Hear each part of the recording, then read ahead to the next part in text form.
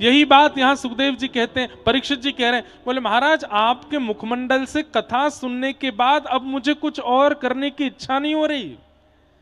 मेरी भूख चली गई, मेरी प्यास पूरी हो गई, मेरा आराम, निद्रा आदि आदि जो भी शरीर के लक्षण होते हैं आपकी कथा सुनने से सबकी पूर्ति हो रही है।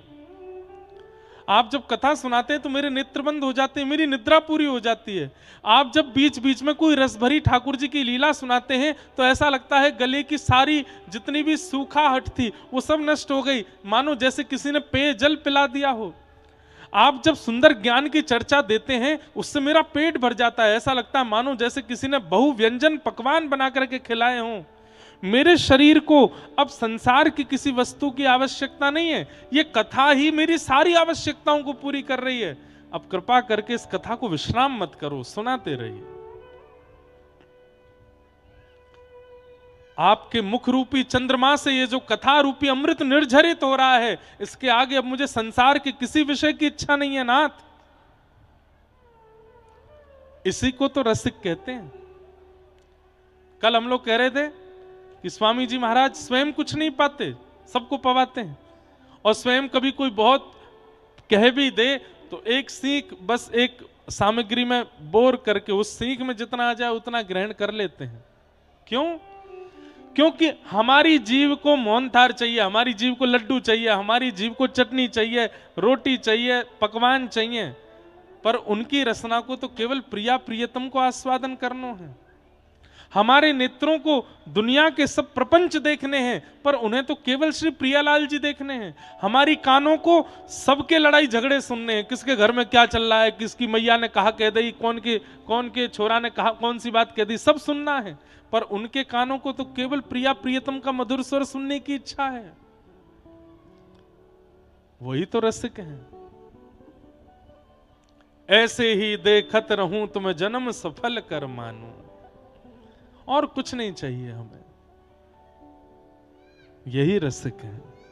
और यहां पर श्रीमद् भागवत में भी इस बात को पुष्ट कर दिया कि कृष्ण लीला में प्रवेश करने से पहले यदि सुखदेव जी जैसी, परीक्षित जी जैसी, स्वामी श्री हरदास जी जैसी स्थिति नहीं बनी तो व्रज लीला में प्रवेश नहीं कर पाओगे। कृष्ण मन कृष्ण धन, कृष्ण ही हमारो धन, आठों याम ऊधो हमें कृष्ण ही सो काम है। जहां कृष्ण तन है, कृष्ण मन है, कृष्ण ही हमारो धन है। आहा राजन, अब तुम्हारी मन इंद्रिय पूर्ण रूपेण कृष्ण आस्वादन के लिए तैयार हो चुकी हैं। अब मैं तुम्हें व्रज की लीला सुनाऊंगा, अब तुम्हें कृष्ण कथा सुनाऊंगा। वसुदेव ग्रहे साक्षात भगवान पुरुष पर जनिष्यते तत्प्रियार्थम संभवन्तु सुरस्त्रिय। भगवान ने आकाशवाणी करके पृथ्वी को कहा था कि मथुरा में वसुदेव जी के यहां साक्षात मेरा अवतरण होगा और मैं पृथ्वी के भार को हल्का करूंगा। यह आकाशवाणी देवताओं ने जैसे ही सुनी, सब देवता ब्रजमंडल में रूप बदल बदल के आ गए। कोई वृक्ष बन के आयो, कोई गैया बन के आयो, कोई नदी बन के आयो, कोई तालाब बन के आयो, कोई पहाड़ बन के आयो। साक्षात ब्रह्मा जी ब्रह्माचल बरसाना पर्वत बन के आए। साक्षात देवादिदेव महादेव नंदेश्वर पर्वत श्री नंदगांव को पर्वत बन के आए। स्वयं साक्षात नारायण ही गोवर्धन पर्वत बन करके आए। सब 33 कोटि देवता, सारे तीर्थ सब ब्रज में आकर के विद्यमान हो गए। क्यों? ठाकुर जी यहां जन्म लेवे वारे, ठाकुर जी यहां आवे वारे। इसलिए भैया व्रज में कण हो, वृक्ष हो, पल्लव हो, पर्वत हो, ये सब पूजनीय है, सब वंदनीय है। क्यों? सब किसी ना किसी रूप में जब आए थे तब देव स्वरूप थे, लेकिन ठाकुर जी के प्रकट होने के बाद सब ठाकुर जी के स्वरूप हैं। या हमारे व्रजमंडल को हर कण पूजनीय है, हर कण वंदनीय है, सब ठाकुर जी के स्वरूप है। 84 कोस व्रजमंडल में 33 कोटि देवता आ गए। यहां सूरसेन मंडल, एक मंडल था सूरसेन, वहां के राजा का नाम भी सूरसेन ही था। सूरसेन के पुत्र हुए श्री वसुदेव जी, और मथुरा मंडल के राजा हैं उग्रसेन, उग्रसेन के पुत्र का नाम कंस, और मथुरा के राजा उग्रसेन के भैया हैं देवक, उनकी बेटी का नाम देवकी। तो कंस ने अपनी चचेरी बहन देवकी का विवाह सूरसेन राजा के पुत्र वसुदेव जी के साथ में तय किया। कंस क्रूर तो था ही, राक्षस प्रवृत्ति का था, लेकिन मथुरा में अपनी छवि सुंदर बनाने को वाने बड़ो प्रयास कियो। लेकिन मथुरा के सबरे ब्रजवासी जानते कि भैया कोरो राक्षस है ये चाहे जो कर ले, लेकिन ये फिर राक्षस ही रहेगो। तब कंस ने मन में विचार कियो कि मैं अगर अपनी बहन को कन्यादान करूंगो या को ब्याह धूमधाम से करूंगो और वहां 2-4 आंसू बहाऊंगो और फिर अपनी बहन को विदा करवे के काजे जाऊंगो, ये सब दृश्य जब सबरे मथुरावासी देखेंगे तो इन सबन की मेरे प्रति स्नेह बुद्धि रह जाएगी। और केवल मथुरावासियों की स्नेह बुद्धि का दुरुपयोग करने के लिए कंस ने देवकी जी का विवाह किया। देवकी जी को ब्याह भयो, सब मथुरावासी बुलाए, सब देख करके कह रहे हैं अरे भैया देख, भैया हो तो ऐसो कन्यादान कर रहा हो अपनी बहन को। और कंस रो रो करके कन्यादान करे, रो रो करके बार बार देवकी के चरण पकड़े, रथ में बैठाए करके स्वयं रथ हाँक के विदा करके ले जा रहे है। सब मथुरावासी बोले भैया हम तो आज तक याकू राक्षस समझो करते, लेकिन देखियो कितनो भलो मानुस है, अपनी बहन को स्वयं, इतने सेवक हैवे के बाद भी अपनी बहन को स्वयं विदा करवे जा रहे है। आकाश में देवताओं ने सोची अरे भोरे भारे ब्रजवासियों, तुम समझ ना पा रहे हो ये कंस कैसो है। तभी आकाशवाणी हुई और आकाशवाणी में कह दिया अरे दुष्ट कंस, जिस बहन को तुम विदा करने जा रहे हो इसी बहन का 8वां गर्भ तुम्हारा काल है। जैसे सुनी मेरा काल, सारा आडंबर सारा नाटक एक तरफ छोड़ दिया, तुरंत तलवार निकाल करके अपनी बहन के केश पकड़े और जैसे ही गर्दन काटने लगा, मथुरा वासियों को सच पता चल गया। राम राम राम राम, अभी तो इतना बड़ो बहन को भैया बननो, स्वयं ही सबरो ब्याह कर रो, इतनी जोर शोर ते याने कन्यादान कियो, अभी विदा करवे जा रो, और अब नेक पतो चली कि बहन को पुत्र ही काल बनेगो, सो मारवे डोल रो है। अरे या की सच्चाई सामने आएगी सबन के। वसुदेव जी ने तुरंत कही अच्छा ये होता है, पाखंडी का पाखंड बहुत दिन तक टिकता नहीं, और कई बार यदि पाखंडी पाखंड कर रहा है, दुनिया उसको नहीं पहचान पाई तो ठाकुर जी ही उसका पर्दाफाश करते हैं। देखो ऐसा हो ये या को स्वरूप जे है। तो इसलिए भैया बहुत जल्दी कोई के विश्वास में मत आ जाए करो। और हम ब्रजवासी तो वैसे ही भोरे हैं, नेक में हमें लगे अरे भलो भलो भलो है भैया, खूब भजन करे, इतनी सवेरे उठ जाए, धोताएं उठ करके यूं करे यहाँ जाए यूं करे, ऐसे आके नियम है। नेक में हमें हमारो समर्पण है जाए के प्रति। पर इसका मतलब ये नहीं है कि आप परखने लग जाओ सबको कि पाखंडी तो नहीं है।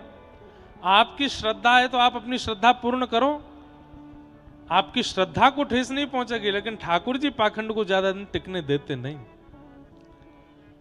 कंस के चरण पकड़ लिए, वसुदेव जी बोले भैया इनको मत मारो, हम वचन देते हैं जितने बालक जन्म लेंगे सब तुमको दे देंगे, इनको छोड़ दो। तब कंस ने कारागृह में डाल दिए, 6 बालक कंस ने मार दिए। 7वें बालक के रूप में साक्षात श्री बलराम जी महाराज पधारे।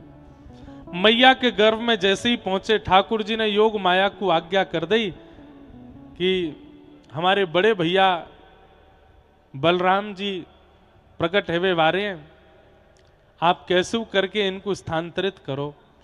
और 6 महीना देवकी मैया के गर्भ में रहने के बाद श्री बलराम जी को रोहिणी मैया के गर्भ में स्थानांतरित कर दियो।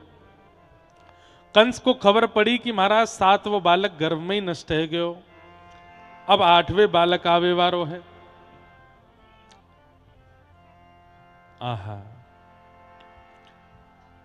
अब कंस की स्थिति ये गई है, जब से ठाकुर जी गर्भ में आए हैं देवकी मैया के, कारागृह में जाकर के जैसी देवी की मैया को देखे, कंस के चित्त में बड़ी करुणा, बड़ो प्रेम, बड़ी दया आ जाए। मंत्री आदि सब के महाराज आप आजकल थोड़े बदल से गए हो। बोले क्यों? बोले पहले आप में इतनी दया नहीं थी, इतनी करुणा नहीं थी, इतना प्रेम नहीं था, आजकल आप बड़े करुणावान होते जा रहे हो, क्या कारण है? बोले पता नहीं, जब से या देव की बहन को मैं देखूं, पता ना या को देखते ही मुंह में दया क्यों आ जाए। क्यों? क्योंकि चित्त में ठाकुर जी हैं। ये भी इस बात का प्रमाण है बंधुओं, बहुत ध्यान से सुनिएगा। संत दर्शन क्यों करना चाहिए?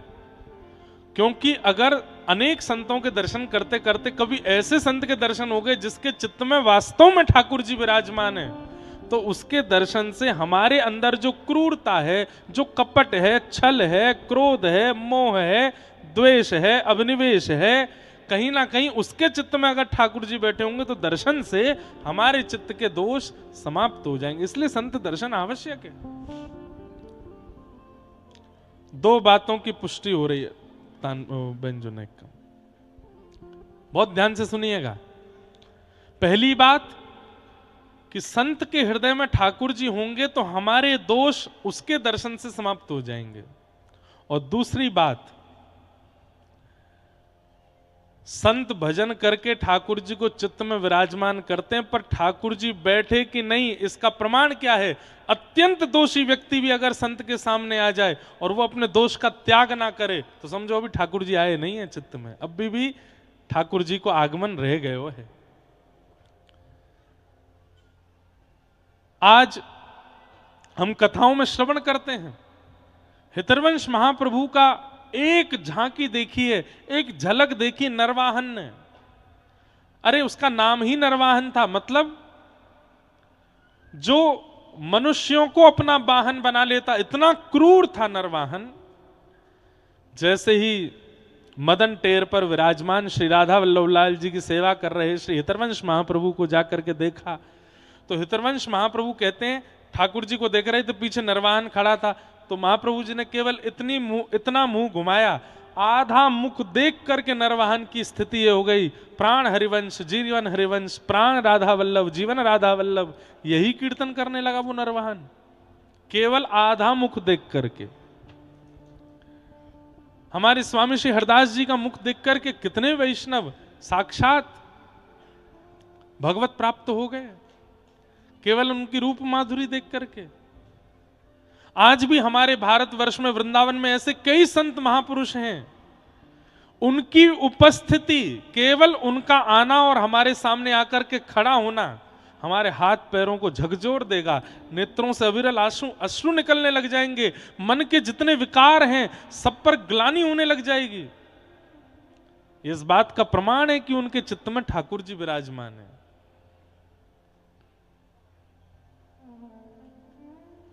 हम आप सब लोग गृहस्थी हैं, जितने यहां लगभग बैठे हैं, लगभग गृहस्थी बैठे हैं।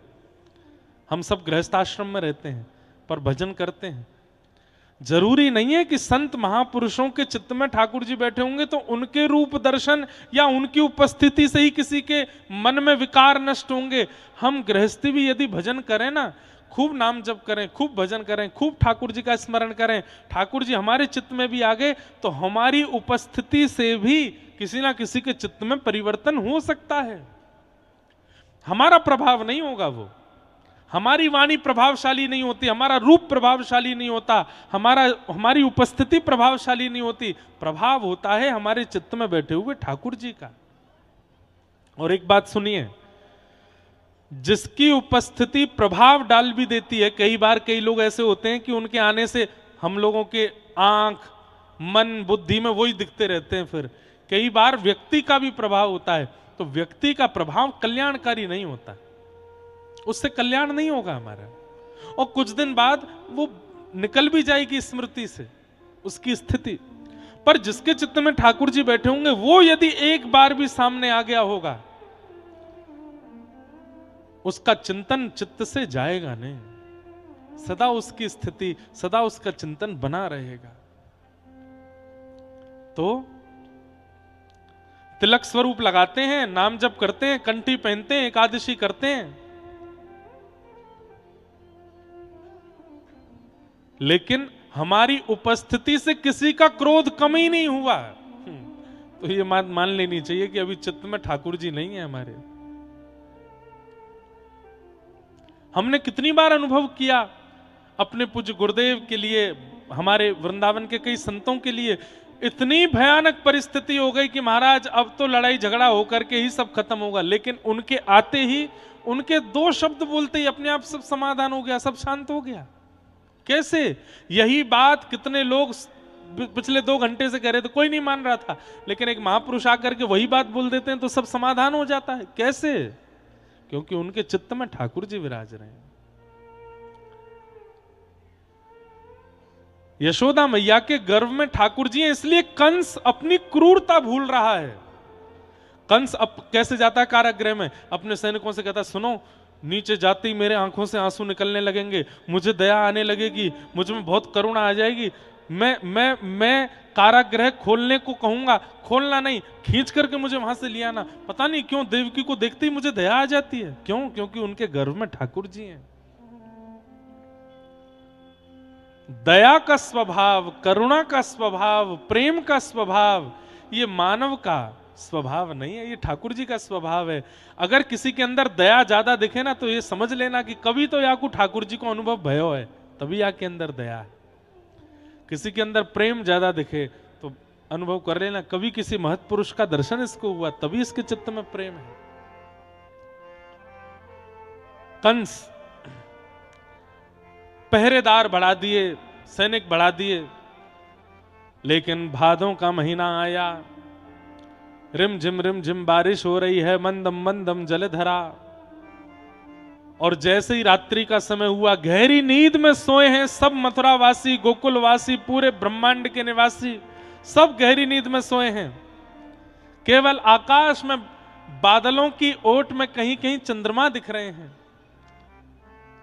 तभी पवन देव मंदिराचल पर्वत पर जितने चंदन के पेड़ हैं, सबसे अनुग्रह करते हैं कि आप सब अपनी सुगंधी मुझको दे दो, मुझे पूरी पृथ्वी को जाकर के सुगंधित करना है। क्यों? ठाकुर जी आने वाले हैं। आकाश से रिमझिम वर्षा नहीं हो रही है, मानो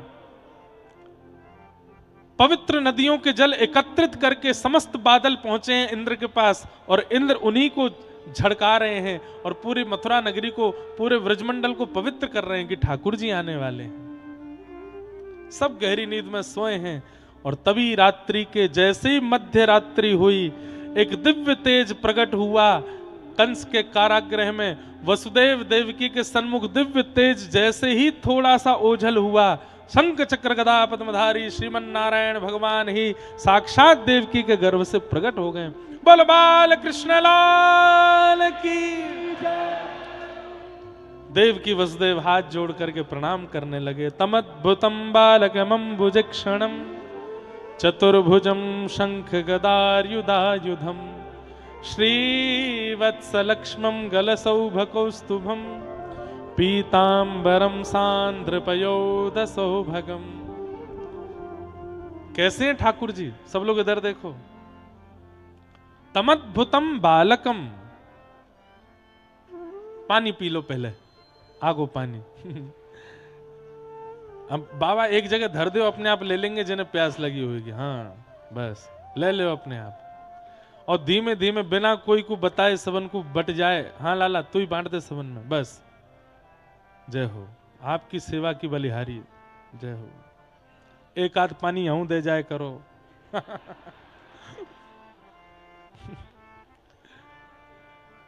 देख कैसे प्यासे बैठे सबरे। अभी अभी सुनाई बात कि परीक्षित जी महाराज कह रहे, कथा सुन के मुंह को प्यास भूख सब चली गई है। हाँ हाँ ठीक है भैया, बैठ जाओ, बैठो बैठो बैठो। अरे रुको, बधाई के रूप में पानी बांटियो, बैठ जाओ लाला, दोनों बैठ जाओ, बैठा दो इन्हें, बैठ जाओ। अब बधाई बटेगी पानी की, और बोतल के ढक्कन खोल के बांटे जाएंगे। कहा बता रहा हूं मैं, कहा रहा हूं मैं, ये तो बताओ। ठाकुर जी प्रकट भय। ठाकुर जी कहा, ये तो साक्षात जलाशय प्रकट भयो है। ठाकुर जी प्रकट भय, अद्भुत बालक के रूप में ठाकुर जी प्रकट भय। प्रकट हेते ही ठाकुर जी ने, ओ भैया जी कहा कर दियो इतनो पानी, बैठ जाओ, वो रैंप पे जाके बांट रहे हैं। हम नेक देर अभी कछु मत दो, नेक देर सुनो, कहीं जो है काय प्यासे तुम्हारे कोई वो, अब मैं कहा बोलूं आगे, प्यास के कारण कोई यूं थोड़ी प्राण निकल जाएंगे। अरे कथा चल रही है यहाँ, कथा सुनो, फिर पानी मिल जाएगा। हम तो बैठे हैं भूखे प्यासे, सुनो नेक देर। बनेंगे रसिक हम, कैसे बनेंगे रसिक? प्यानी की प्यास तो छूट ना रही हमारी। अरे भैया ऐसी प्यास श्री प्रिया प्रियतम के सुंदर लीला विलास की है जाएगी तब रसिक बनोगे। ये जैसे पानी देख करके मांग रहे हैं, हाथ कर रहे हैं, देव देव हमें देव हमें देव, ऐसे ही जब श्री प्रिया प्रियतम के सुंदर भाव की याचना करोगे तब बनोगे रसिक। कभी ऐसा रुदन, कभी ऐसी उत्सुकता, कभी प्रिया प्रियतम के सुंदर भाव रस की तो वही नहीं हमारे चित्त में। ठाकुर जी ने प्रकट है करके दर्शन दिए। देवकी मैया बोली, आप तो लाला बन के आवे वारे, पिताजी बन के आयो हैं, शंख चक्र गदा पद्म लेके आयो। अरे मैया, जे कंस मामा जन्म लेते ही बालकन को मार दे, हम तो सुदर्शन चक्र लेके आए कि मामा अगर आ गए तो या को सर धरते अलग कर देंगे। देवकी मैया ने बड़ी सुंदर बात कही। ठाकुर जी से बोली, अच्छा एक बात बताओ, आपका अवतार राक्षसों के लिए होता है कि भक्तों के लिए होता है?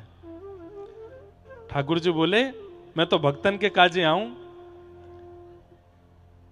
मैं भगतन को दास, भगत मेरे मुकुट मणि, मैं भगतन को दास। ये हमारे ब्रज को रसिया है। मैं भक्तन को दास, भगत मेरे मुकुट मणि। कल सुनाऊंगा है, हाँ अभी तो और रसिया भी है। तो ठाकुर जी बोले, मैं तो भक्तन के काजे आऊं। तो बोले भक्तन के काजे आओ तो फिर ये संग चक्र लेके काहे को आयो? अबई आपने कही भक्तन के काजे आओ, तो फिर कंस को चिंतन करके आपने कैसे अवतार लियो?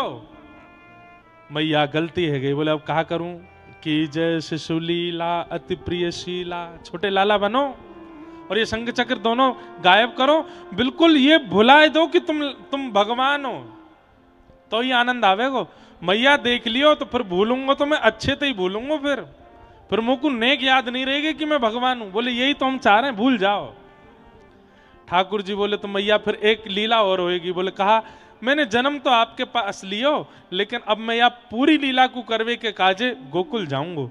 यशोदा मैया ने लाली को जन्म दियो, वो लाली अब आप कह रही हो कि भूल जाऊं मैं भगवान हूं, बालकन की तरह लीला करो, या जेल में कौन सी लीला करूंगा मैं?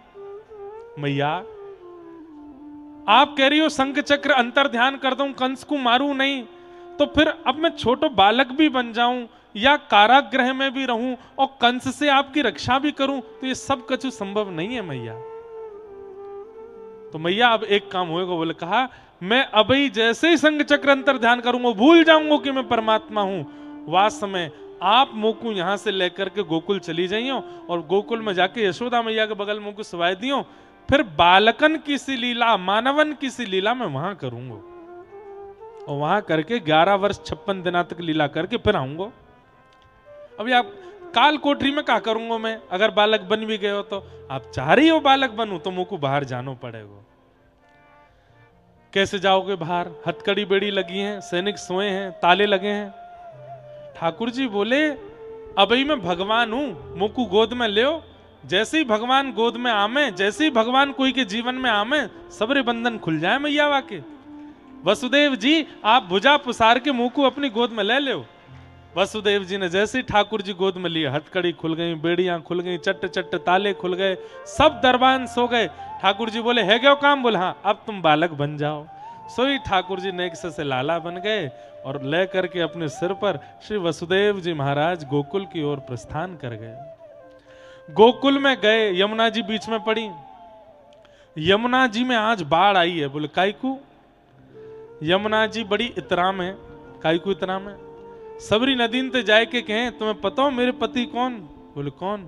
साक्षात त्रिलोकीनाथ मेरे पति हैं। सबरी नदी कहे, चल झूठ बोला है, वो काईकू तेरे पति?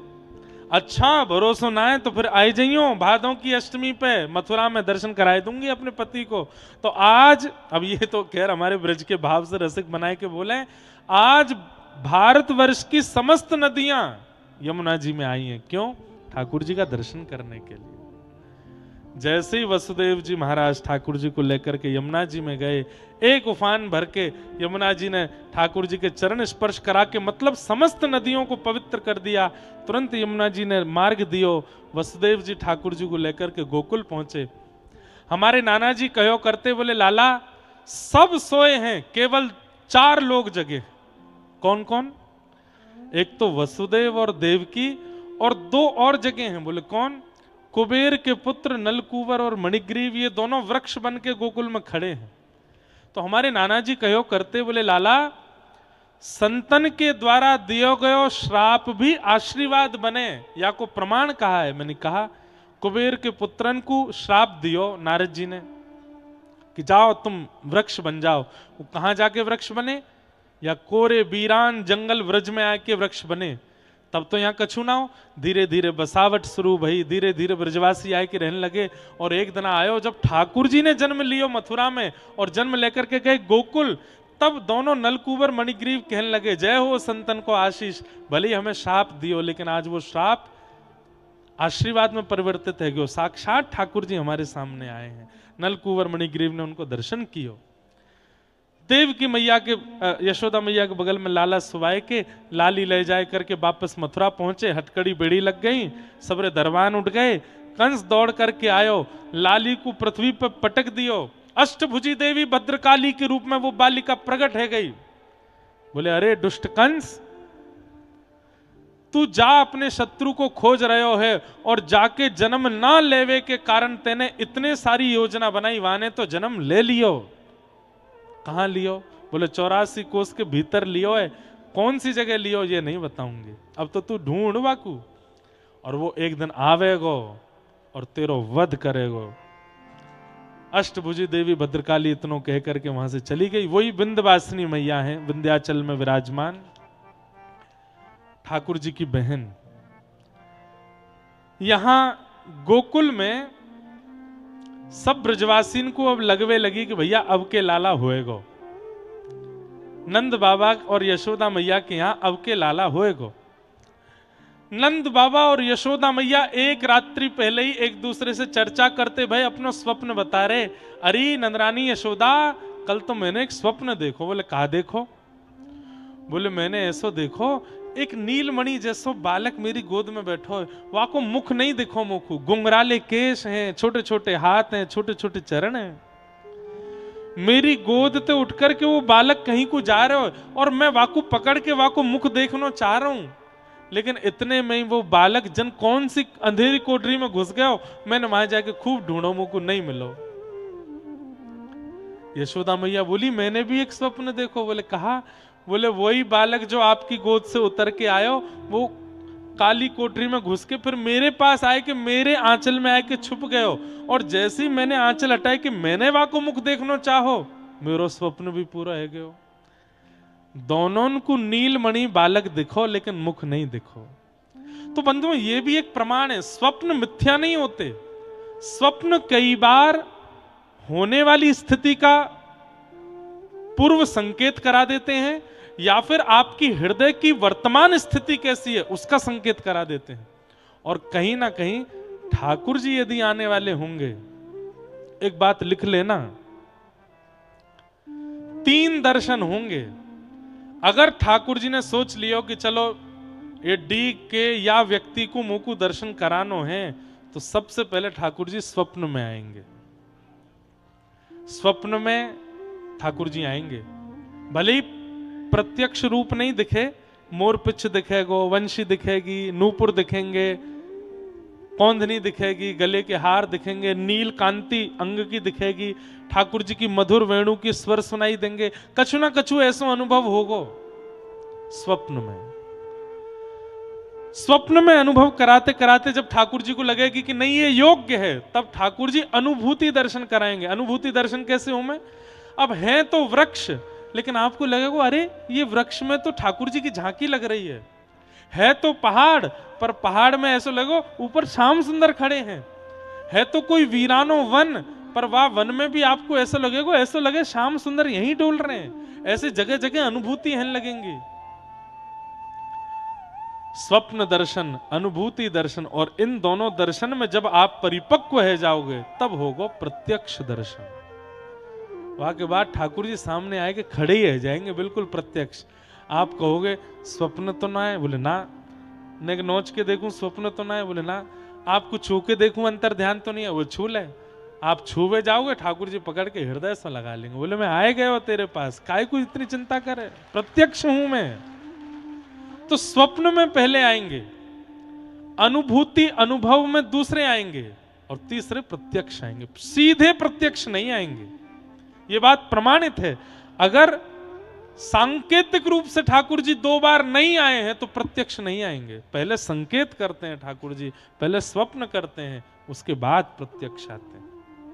और करना क्या है, स्वप्न और संकेत ये दोनों छुपाने हैं, सबसे बताने नहीं है। स्वप्न और संकेत ये दोनों जिस दिन आपने बताने शुरू किए उतनी दूरी आ जाएगी ठाकुर जी की, फिर बताने नहीं है, छुपाओ। तो स्वप्न में यशोदा मैया को दिखे हैं लाला। नंदा सुनंदा 2 बहन है नंद बाबा की, आज सवेरे उठ करके पहुंची, देखी तो यशोदा मैया गहरी नींद में सोई है। बगल में नेक सो एक बालक गरे गरे तक चदरिया ओढ़ रखी है, हाथ पामन तक कुल बुलाए रहे हो है। यो ना पतो लालाई की लाली। नंदा सुनंदा बोली, अरे 21 बार हरिशरणम को जाप कर, एक लाला है जाए, कैसे नंद बाबा के फिर भले 6 लाली है जाए, पर एक लाला तो होना चाहिए। अरे इतनी गैयान की सेवा, ब्रजवासीन की सेवा कौन करेगो, ये सब लाला को भार है, ये लाला को ही उठाना पड़ेगो, एक लाला होना चाहिए। 21 बार हरिशरणम को जाप करके यशोदा मैया गहरी नींद में सोई है, सब सोए। नंदा सुनंदा ने जैसे ही चदरिया हटाई, महाराज ओहो, है गया है गया है गया है गया है गया है गया है गया है गया है गया। एक दूसरे को मोहब्बत क्यों, बोला अभी हल्ला मत करे, सबसे पहले ही एक खबर जाके नंद बाबा को सुनाएंगे। दौड़ करके निकली नंद भवन ते बाहर। अब तो गली मोहल्ला और सबरे ब्रजवासी ने कहती जा रही है गया है गया है गया है गया है गया है गया है गया। ब्रजवासी अपनी अटारीन पे खड़े है के, छत्तन पे खड़े है के, द्वार पे खड़े है के, पूछ रहे हैं कहा भयो, पूछो तो। इतनी संख्या है, पूछो वाले 200 ही हैं। अरे नेक जोड़ तो पूछो, है गया है गया है गया है गया है गया। मैं ना बता रहा हूं कहा भयो, पूछते रहो। अरे भैया आप सब ब्रजवासीन की कृपा सो, गैया मैया की कृपा सो, इन सब संतन की कृपा सो, श्री यमुना जी की कृपा सो, हमारे ब्रज के राजा नंद बाबा के लाला भयो है। बधाई हो, बधाई हो, बधाई हो। अरे महाराज सब ब्रजवासी तो बिल्कुल ऐसे है गए, बोले अरे भैया हमारो लाला भयो है, नंद बाबा को लाला हमारो लाला है। सब ब्रजवासी ने सिर पर महाराज सुंदर स्वाफा बांधो। बहनन ने खूब सुंदर आंख वाली चीज होटन में लगाई, होट वाली आंखन में लगाई ले। ऐसी उत्सुक है गई है, सबरी कारी कारी आंख की जगह कारे कारे होट है गए, लाल लाल आंख है गई है, और सबरी घूंघट कर करके महाराज निकसी हैं। सब नंद भवन के द्वार पर जाए करके हल्ला करके कह रही है, नंदरानी यशोदा बधाई हो, नंद बाबा को बधाई हो, व्यास जी को बधाई हो, जय हो। महाराज जी नंद बाबा बनावे आए हमें, लेकिन हैं तो यही। जय हो बाबा की, छोटी पड़ गई पगड़ी। हो व्रज में नेक जोरी ते आई हो, ठीक है, आज उत्साह में कमी नहीं होनी चाहिए। और सुनो, अपने जेवर अपने फोनन को संभाल लियो सबरे, और दोनों भुजन की मुट्ठी बनाओ, बोलो ओ ब्रज में, हो ब्रज में, हो ब्रज में है रही जय जयकार नंद घर लाला जायो है, ब्रज में है रही।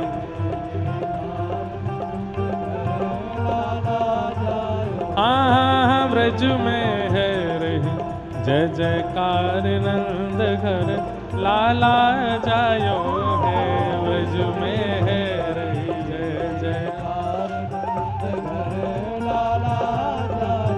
लाला जायो है नंद रानी ने लाला जायो है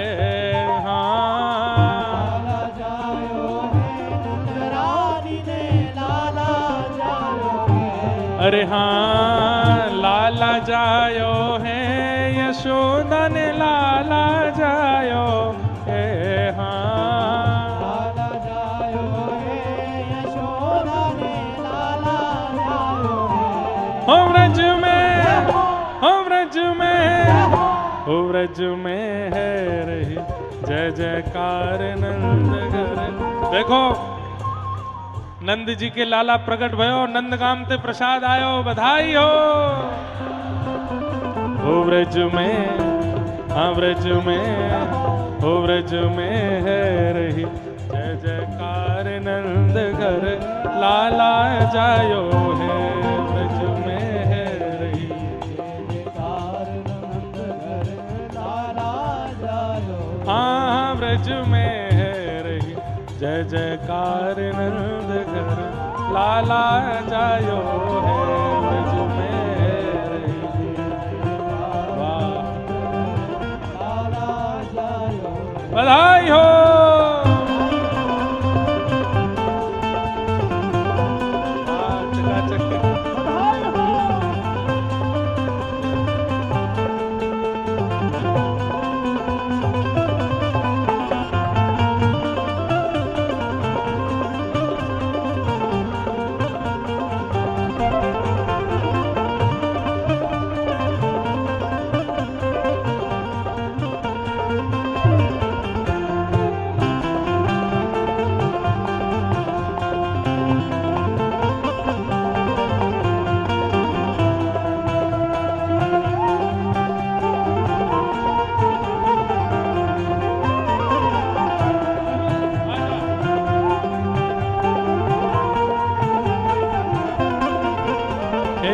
यूथ के यूथ नंद घर आवे यूथ के यूथ नंद घर आवे यूथ के यूथ नंद घर आवे ग्वाल बाल सब हिल मिल गावे ग्वाल बाल सब हिल मिल गावे हो सब हिल मिल गावे सब हिल मिल गावे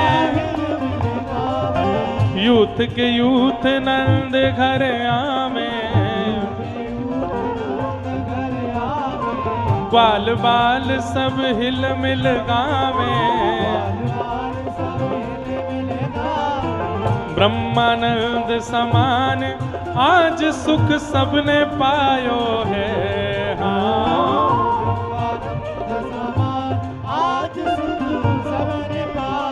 व्रज में अरे अभी जोरी ते आए ना रहो भैया ब्रजवासियों हो व्रज में हो व्रज में हो व्रज में है रही जय जयकार नंद घर लाला जायो है व्रज में है रही जय जयकार हाँ व्रज में है रही जय जयकार नंद घर लाला जायो है व्रज में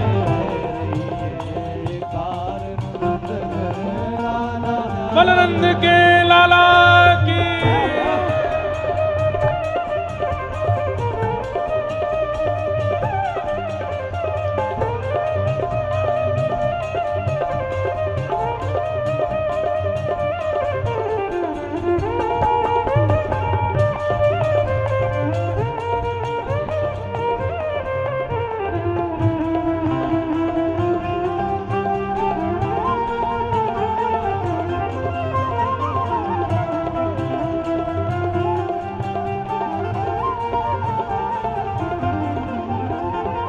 ब्रज 84 कोस में भैया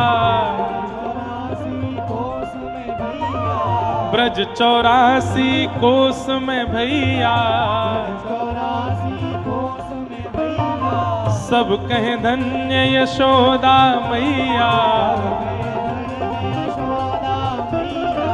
सब कहें धन्य यशोदा मैया, हे यशोदा मैया, हाँ यशोदा मैया, सब कहें धन्य यशोदा मैया। 80 साल की आयु में सुत ऐसो जायो है, हाँ 80 साल की आयु में सुत ऐसो जायो है। हो ब्रज में, हो ब्रज में, हाँ ब्रज में है रही जय जयकार नंद घर लाला जायो है, ब्रज में है रही जय जयकार नंद घर, हाँ ब्रज में है रही जय जयकार नंद घर लाला जायो है।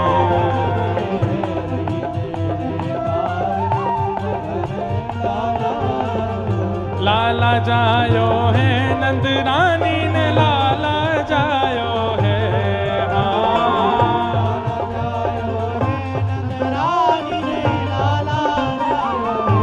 यशोदा ने लाला जायो है, यशोदा ने लाला जायो है, यशोदा ने लाला जायो है, यशोदा ने लाला जायो है। हमारो लाला आयो है, हमारो लाला आयो है, हमारो लाला आयो है, हमारो लाला आयो है। हो ब्रज में, हो ब्रज में है रही जय जयकार नंद घर लाला जायो है, ब्रज में है रही जय जयकार नंद घर लाला जायो, हाँ ब्रज में है रही जय जयकार नंद घर लाला जायो है।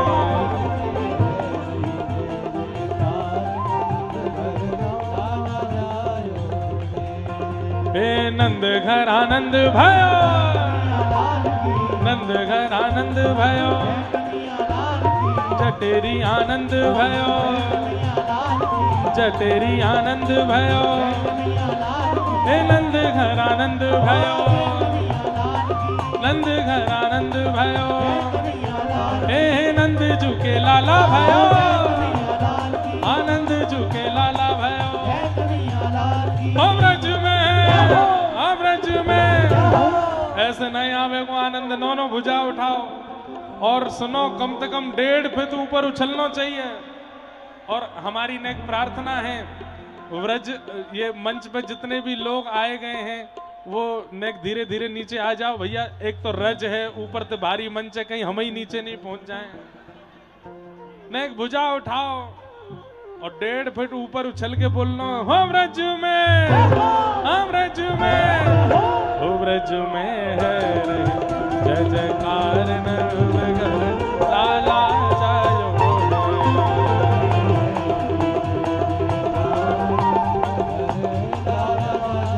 हाँ ब्रज में है रही जय जयकार नंद घर लाला जायो है।